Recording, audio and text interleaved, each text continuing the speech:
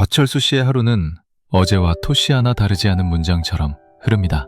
아침 6시 기상, 7시 조깅, 8시 뉴스 시청. 평생을 국어교사로 재직하며 아이들에게 정답만을 가르쳐왔던 그는 은퇴 후 혼자 남은 이 넓은 아파트에서도 스스로 정한 규율 속에 갇혀 지냅니다. 이 숨막히면 정막이 그가 선택한 노년의 평화였습니다. 은행이 피 제법 노랗군. 내일 비가 오면 다 떨어지겠어. 떨어지면 청소부들만 고생이지. 아이고, 이런 손에 힘이 빠졌나. 쯔쯔, 아무도 없으니 깨진 유리 조각 치우는 것도 온전히 내 몫이구만. 깨진 유리 조각을 신문지로 싸매며 철 씨는 문득 사무치는 외로움을 느낍니다. 조심 좀 하세요 라고 잔소리해줄 아내도, 아빠 다치지 않았어? 라고 물어줄 자식도 없는 삶. 그때였습니다. 이 견고한 고독의 성벽을 두드리는 소리가 들린 것은 저 누구지? 택배 시킨 거 없는데 관리실인가? 누구세요? 등기우편입니다. 본인 확인해야 해서요. 문 좀 열어주세요. 박철수 선생님 댁 맞으시죠? 여기 서명 좀 부탁드립니다. 아, 그리고 이것 우편물이 좀 특이해서요. 제가 직접 전해드리려고 올라왔습니다. 특이하다니? 그게 무슨 소리요? 봉투를 한번 보세요. 상태가 많이 낡았죠? 발신인이 강원도 영월 이영희 씨인데 소인이 1985년 10월입니다. 저희도 처음에 전산 오류인 줄 알았는데 그게 아니더라고요. 1985년 영월 이영희.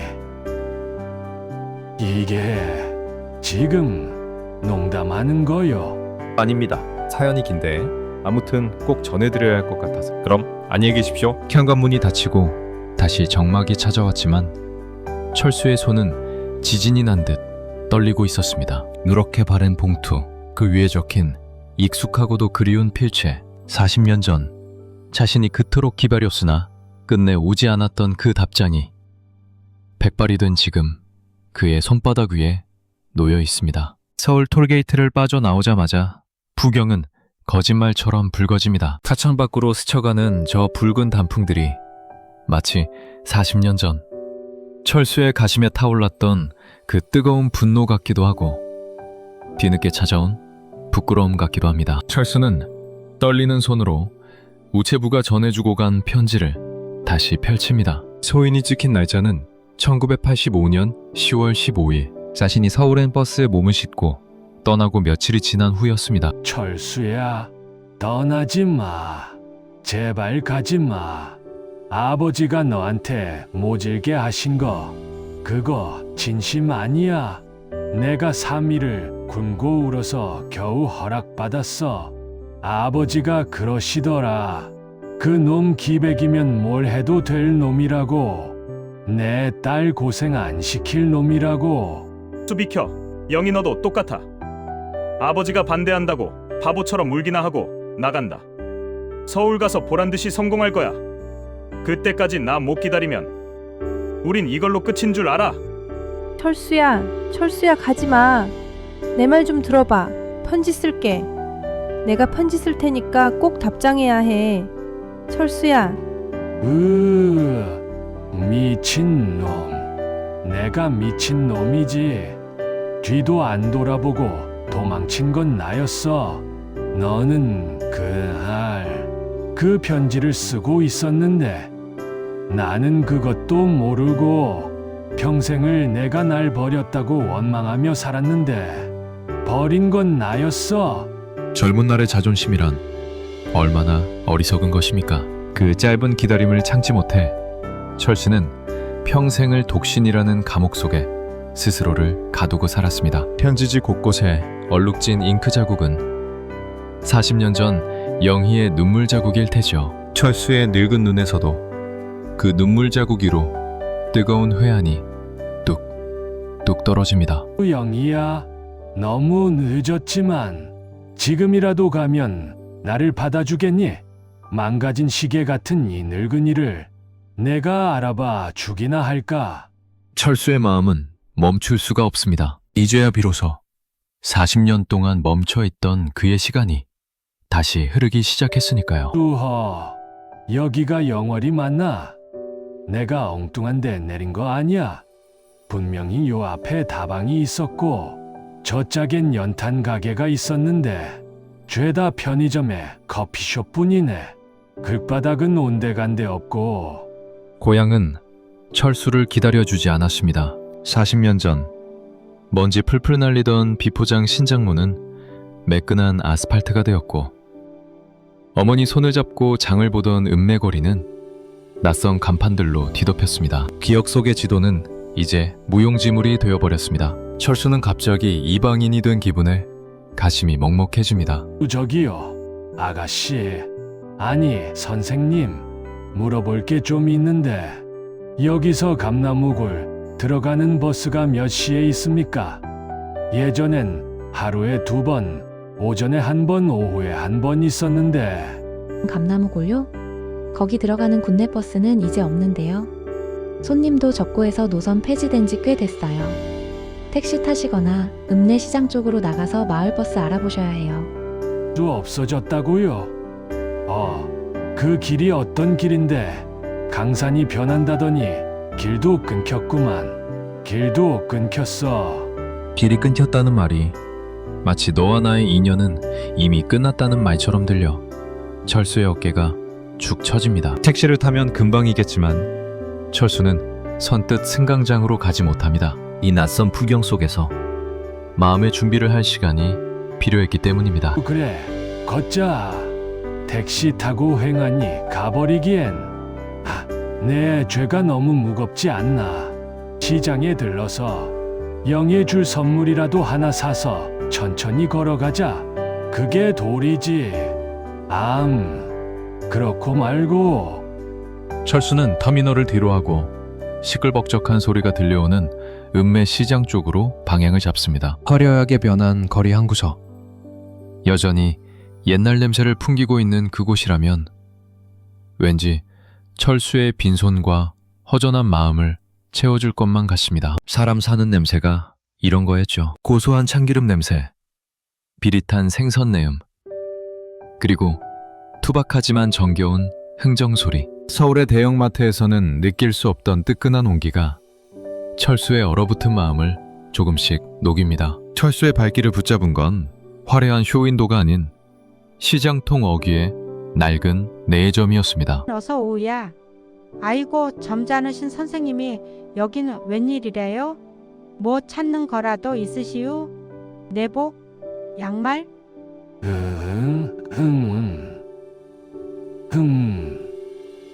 저기 선물할 옷을 좀 보러 왔는데 여자 옷이요.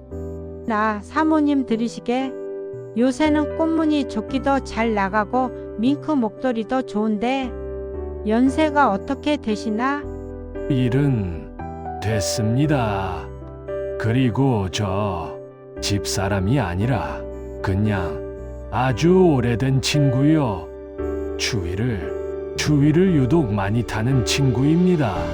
그럼 볼 것도 없으래요. 이거 한번 봐봐요.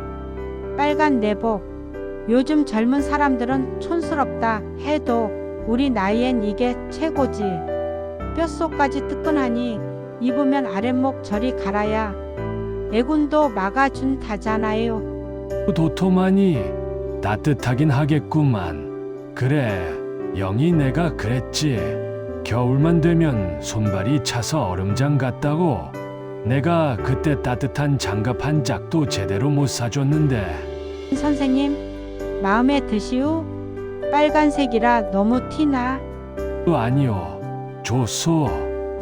아주 붉고 따뜻해 보이요. 이걸로 주시오. 제일 두툼하고 좋은 놈으로. 그리고 저기 박하사탕도 한 봉지 같이 주실 수 있겠소? 수고하시오. 많이 파시고. 촌스러운 빨간색이면 어떻습니까? 그 안에 담긴 건 40년을 묵혀둔 미안함과 이제라도 따뜻하게 감싸주고 싶은 철수의 투박한 진심인 것을요. 검은 비닐봉지를 받아든 철수의 손이 훈장이라도 받은 듯 묵직합니다. 이제 이 온기를 전하러 가야겠습니다. 고향으로 들어가는 길목. 500살 먹은 느티나무는 여전히 그 자리에 서서 마을의 문지기 노릇을 하고 있습니다. 철수는 그 넉넉한 품에 안겨 가쁜 숨을 몰아쉽니다. 40년 전 서울로 도망집에 떠날 때 뒤도 돌아보지 않고 지나쳤던 그 나무입니다. 그때는 청춘의 비겁함이 부끄러워 나무를 볼 수 없었고 지금은 흘러버린 세월이 야속해 차마 나무를 올려다보기가 힘겹습니다. 그 자네는 주름 하나 더 늘지 않았구만. 나만 이렇게 쭈글쭈글한 노인이 되어 돌아왔어. 이깟 내복 한 벌이 뭐라고. 이걸 사들고 오는데 40년이 걸렸단 말인가. 거 누구요? 우리 동네 사람 아닌 것 같은데. 요새 도둑놈들이 하도 기승이라. 뭐하러 온 사람이요? 아, 아닙니다. 지나가던 객인데 다리가 아파 잠시 쉬고 있었습니다. 그런데 목소리가 낯이 익습니다. 혹시 춘식네 아우님 아니시오? 내 이름을 어찌? 춘식이는 우리 형님 이름인데. 가만, 저 눈매. 그리고 콧날 옆에 그 흉터. 설마 저 철수 형님? 서울 갔던 박철수 형님 아니요? 우허, 내 얼굴이 많이 상했을 텐데 용케 알아보는구만. 덕배의 자네 맞지? 아이고 형님, 이게 꿈이여 생시여. 박 형님이 살아서 돌아오셨네. 동네 사람들이 다 죽었다고 소식 끊긴 지가 언젠데 살아있겠냐고 그랬는데. 아이고 형님, 대체 어딜 갔다 이제 오셨어? 미안하네. 사는 게 바빠서. 아니, 염치가 없어서 못 왔어. 다들 잘 있는가? 잘 있고 말고가 어디 있어? 형님 가고 나서 이 동네가 초상집이었지. 특히 저 감나무집 영희 누님 말이요. 영희가 왜? 무슨 일 있었나? 말도 마요. 형님 떠나고 그 좋은 혼처들 다 마다하고 평생을 저 나무처럼 혼자 늙어가요. 봄이면 감나무 밑에 걸음 주고 가을이면 까치밥 남겨두고. 동네 사람들이 그래요. 영희 누님은 사람이 아니라 망부석이라고. 박 형님 기다리다 돌이 다 됐다고요. 망부석이라니. 바보 같은 사람. 대체 왜 나 같은 놈을. 덕배의 말 한마디가 날카로운 비수가 되어 철수의 가슴을 후벼 팝니다. 자신은 잊으려 애썼던 세월 동안 영희는 그 자리에서 기억을 붙들고 돌이 되어가고 있었습니다. 철수는 손에 쥔 내복 봉지를 으스러지도록 꽉 쥐었습니다. 그것이 마치 자신의 죄책감인 양. 마을 초입에 자리한 작은 우체국은 40년 전 철수가 영희에게 숱한 연애 편지를 붙였던 바로 그곳입니다. 그때는 매일 아침 문턱이 닳도록 드나들었는데 이제는 주인이 바뀐 듯 낯선 젊은이가 우편 가방을 정리하고 있습니다. 철수는 떨리는 손으로 양복 안주머니에 꽂힌 편지를 다시 한번 매만집니다. 계십니까? 잠시 실례 좀 해도 되겠소? 네, 어르신. 업무는 거의 끝났는데 무슨 일로 오셨나요? 택배 찾으러 오셨어요? 아니요, 물건이 아니라 사람을 찾으러 왔소. 며칠 전 서울로 이 편지를 보내준 사람이 자네인가? 1985년 소인이 지킨 이 편지 말이네. 어르신이 혹시 그 박철수 선생님? 와, 진짜 오셨네요. 세상에. 제 예감이 맞았어요. 내 예감이라니. 자네가 이걸 어떻게 찾았는지 꼭 듣고 싶어서 왔네. 선생님, 저기 바닥 보이시죠? 지난주에 저희 우체국이 50년 만에 마루 공사를 새로 했거든요. 낡은 나무를 다 뜯어냈는데 글쎄 저 기둥 틈새 흙먼지 속에서 편지 봉투 하나가 툭 하고 떨어지는 겁니다. 신기한 건요, 선생님, 그 40년 동안 쥐도 갉아먹지 않고 습기에도 젖지 않았더라고요. 봉투 끝만 조금 사갔지 주소랑 이름은 또렷했어요. 마치 누군가 꼭 읽어야 한다고 그때까지 버틴 것처럼요. 버텼다. 영희 그 사람처럼 이종이 쪼가리도 캄캄한 어둠 속에서 나를 기다렸구나. 제가 우표를 다시 붙이면서 그랬거든요. 제발 주인을 찾아가라. 기적 한번 만들어봐라 하고요. 근데 선생님이 이렇게 진짜 서 계시니까 제가 더 눈물이 날 것 같네요. 고맙네. 정말 고마워. 자네가 죽어있던 내 시간을 살려냈어. 이 은혜는 내가 죽어서라도 잊지 않겠네. 우연은 신이 몰래 하는 일이라고 했던가요? 40년 전 우체통이 아닌 마루 틈새로 미끄러졌던 영희의 편지는 썩어 없어지는 대신 긴 잠을 자며 철수를 기다렸습니다. 이제 철수는 알 것 같습니다. 자신이 지금 어디로 가야 하는지, 무엇을 해야 하는지를요. 이 골목은 40년 전이나 지금이나 좁고 구불구불합니다. 철수는 10걸음 걷다 멈추고 다시 5걸음 걷다 한숨을 내쉽니다. 저 멀리 골목 끝자락에 붉은 점들이 보입니다. 영인의 집 담장 위로 쏟아질 듯 매달린 홍시들입니다. 마치 어서 오라고, 길 잃지 말고 찾아오라고 켜둔 붉은 등불 같습니다. 저기구나. 저 감나무 아직 그대로 있구나. 이 담벼락 뒤에 숨어서 영희가 나오길 기다렸었는데 그때는 가슴이 터질 듯 설레더니 지금은 죄스러워서 터질 것만 같구나. 잘 지냈니? 영희야, 나왔어. 철수야. 아니지. 이게 무슨, 너무 뻔뻔스럽잖아. 그냥 미안하다고 할까? 무릎이라도 꿇을까? 평생을 국어교사로 살며 수많은 말을 가르쳤던 철수지만 정작 이 골목 앞에서는 단 한마디의 인사말도 고르지 못해 쩔쩔맵니다. 그때 담장 너머에서 익숙한 소리가 들려옵니다. 아이고 까치밥 남겨둔 게 다 얼어 터지겠네. 올해는 누가 따줄 사람도 없는데. 저 목소리 영이다. 40년을 꿈에서만 듣던 목소리, 철수의 발이 자석에 이끌린 듯 저도 모르게 대문 쪽으로 한 걸음 내딛습니다. 누구세요? 나야. 박철수. 거짓말. 철수가 살아있다고? 내 눈이 멀었나? 헛것이 보이나? 수 늦어서 미안하다. 영희야. 너무 늦게 왔지?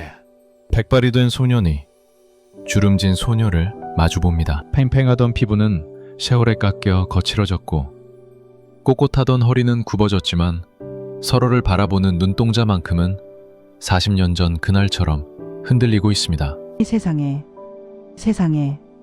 꿈이 아니네. 살아있었어. 정말 살아있었어. 야속한 사람아. 죽은 줄만 알았는데 어디 갔다 이제 왔어. 면목이 없다. 내가 죄인이야. 내 편지를 이제야 받았어. 마루 밑에 숨어있던 내 마음을 내가 너무 늦게 찾았어. 그걸 들고 온 거야? 아이고 이 미련한 양반아. 영희의 눈에서 참았던 눈물이 툭 하고 터져나와 바닥에 떨어진 붉은 홍시 위로 떨어집니다. 40년을 기다린 원망도 그리움도 그 눈물 한 방울에 다 씻겨 내려가는 듯합니다. 철수는 들고 있던 검은 비닐봉지를 꽉 쥐며 한 발짝 조심스럽게 마당 안으로 발을 들입니다. 들어요. 직접 담근 모가차야. 먼 길 오느라 목이 많이 탔을 텐데. 고맙다. 향이 참 좋네. 옛날에 내가 주던 그 향 그대로야. 집도 하나도 안 변했어. 마루 틈새 매운 자국까지 그대로구나. 변한 게 왜 없어? 주인 할망구 주름살이 늘었지. 그 긴 세월 동안 정말 혼자 산 거야? 밥은 챙겨 먹고? 또 혼자 먹는 밥이 무슨 맛이 있겠니? 그냥 끼니 때우는 거지. 너는 덕배한테 들었다. 너도 혼자 지냈다고. 누굴 들릴 자리가 있어야지. 대문만 쳐다보고 사느라 다른 사람은 눈에 들어오지도 않더라. 미련해서 그렇지 뭐. 서로의 굽은 등과 희끗한 머리카락을 보니 가슴이 아립니다. 철수는 발추에 두었던 검은 비닐봉지를 쑥 내밉니다. 오다가 읍내 시장에 잠깐 들렀어. 빈손으로 오기가 못해서. 이게 뭔데? 어머, 이 세상에 빨간 내복? 지금이 어느 세상인데 이런 새빨간 걸 사왔어. 호. 아니, 그게 주인 여자가 이게 제일 따뜻하다고 해서 너 옛날에 손발 차다고 겨울만 되면 고생했잖아. 요즘 젊은 사람들은 히트텍인가 뭔가 입는다는데 나는 그저 이게 제일 좋아 보여서. 따뜻하네. 보기만 해도 뜨끈해. 철수야, 넌 여전하구나. 무뚝뚝한 척하면서 속 깊은 건 40년 전이나 지금이나 똑같아. 입어봐. 사이즈가 맞을지 모르겠다. 딱 맞아. 내 몸엔 이게 딱 맞아. 고마워. 정말 고마워. 올겨울은 춥지 않겠어.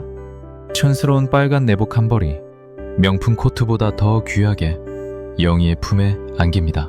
40년을 건너온 철수의 투박한 진심이 영희의 얼어붙은 마음을 군불처럼 데우고 있습니다. 영희야,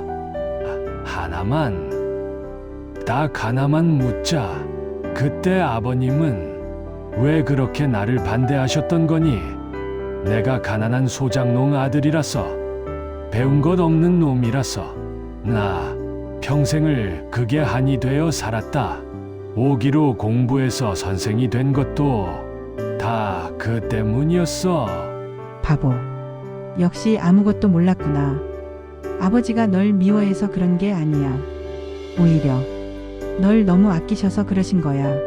아끼셨다니, 그게 무슨 소리야? 내 멱살을 잡고 쫓아내셨던 분인데. 아버지가 돌아가시기 전에 그러셨어. 철수 그놈은 이 좁은 시골 구석에서 썩을 놈이 아니다. 큰 물에서 놀아야 할 놈인데 너랑 짝지어주면 평생 땅 파다 늙어 죽을 거다. 그래서 일부러 모진 말로 정 떼신 거야. 너 서울 가서 공부하라고. 독하게 마음먹고 성공하라고. 뭐라고? 나를 위해서 악역을 자처하셨다는 거야. 내가 떠나고 나서 아버지가 밤마다 대문 밖을 서성이셨어. 혹시라도 내가 다시 돌아올까봐. 돌아오면 마음 약해져서 받아줄까봐. 그러면서도 항상 말씀하셨지. 그놈은 꼭 선생님이 될 거다. 훌륭한 사람이 될 거다라고. 아이고, 아버님. 저는 그것도 모르고 평생을 아버님 원망만 하고 살았습니다. 이 못난 놈이 성공해서 보란듯이 복수하겠다고 그 못된 마음으로 살았습니다. 제가 죄인입니다. 제가 천하의 불효자입니다. 진실은 언제나 생각보다 더 아프고 더 따뜻했습니다. 철수의 성공 뒤에는 사랑하는 딸의 눈물을 외면하면서까지 소년의 등을 떠밀어 주었던 한 아버지의 비정한 사랑이 숨어 있었습니다.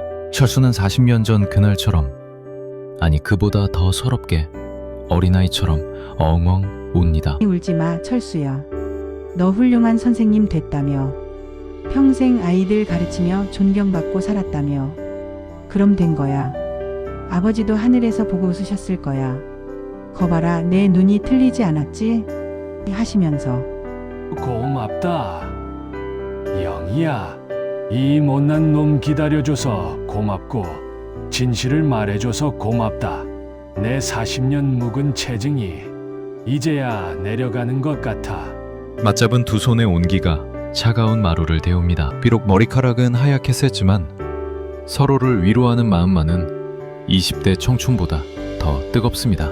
밤은 깊어가지만 두 사람의 이야기는 이제 막 다시 시작되었습니다. 많이 들어. 차린 건 없지만 햅쌀이라 밥맛은 좋을 거야. 우리 집 뒤뜰 장독대에서 묵은 된장 꺼내서 끓였어. 좋다. 정말 좋아. 서울 식당에서 아무리 비싼 걸 사 먹어도 이 맛이 안 나더라니. 아니, 근데 가을에 웬 냉이 향이 나. 용하네. 귀신같이 알아맞히네. 봄에 캐서 데쳐 얼려놨던 거야. 넣으면, 혹시라도 넣으면 끓여주려고. 제일 맛있는 건 넣어주려고 아껴놨었지. 나 주려고 그 긴 세월을 아껴두고 살았어. 나는 그것도 모르고 편의점 도시락이나 까먹고 살았는데 맛있다. 정말 맛있다. 영희야, 내 평생 최고의 밥상이다. 천천히 먹어, 채알라. 누가 안 뺏어 먹어. 이제 갈 데도 없잖아. 여기서 실컷 먹고 가. 그래, 안 갈게. 이 밥 다 먹을 때까진 아무 데도 안 가. 영희 너, 나 늙어서 주책이라고 흉보지 마라. 오늘따라 이 된장찌개가 왜 이리 눈물나게 맛있는지 모르겠다. 혼자 먹는 밥은 사료였지만 함께 먹는 밥은 치유입니다. 철수는 40년 만에 처음으로 집밥다운 밥을 먹습니다. 식도를 타고 넘어가는 뜨끈한 국물이 가슴속 깊이 패어있던 외로움의 구덩이를 메워줍니다. 두 사람은 말없이 숟가락 부딪히는 소리로 서로의 안부를 묻고 또 답합니다. 이제 가야겠네. 백수지만 그래도 서울집은 비워두면 안 되니까. 그래요. 조심히 가요. 이홍 씨, 가는 길에 터지지 않게 조심하고 서울 가서 입 심심할 때 하나씩 꺼내 먹어. 내 생각하면서. 아껴 먹어야지. 이게 어떤 감인데. 영희야, 응? 응아. 이번엔 40년 안 걸린다. 저 감나무 잎 다 떨어지고 하얀 눈 소복하게 쌓이면 그때 다시 올게. 그때는 올갱이 해장국 한 그릇 끓여주라. 네, 알았어. 빨간 내복 입고 따뜻하게 기다리고 있을게. 첫눈 오면 꼭 와야 해. 이번엔 늦으면 안 돼. 약속하마. 이제 절대 안 늦어. 잘 있어라. 영희야. 철수가 탄 택시는 떠났지만 정류장엔 온기가 남아있습니다. 40년 전 철수는 도망치듯 이곳을 떠났지만 오늘 철수는 돌아오기 위해 떠났습니다. 어쩌면 우리네 인생의 가을은 끝을 향해 가는 계절이 아니라 가장 아름다운 열매를 맺기 위해 무르익는 시간이 아닐까요? 돌아오는 겨울, 붉은 감나무집 마루엔 두 사람의 웃음소리가 눈송이처럼 쌓일 것입니다. 지금까지 붉은 감나무집의 늦은 답장이었습니다. 감사합니다.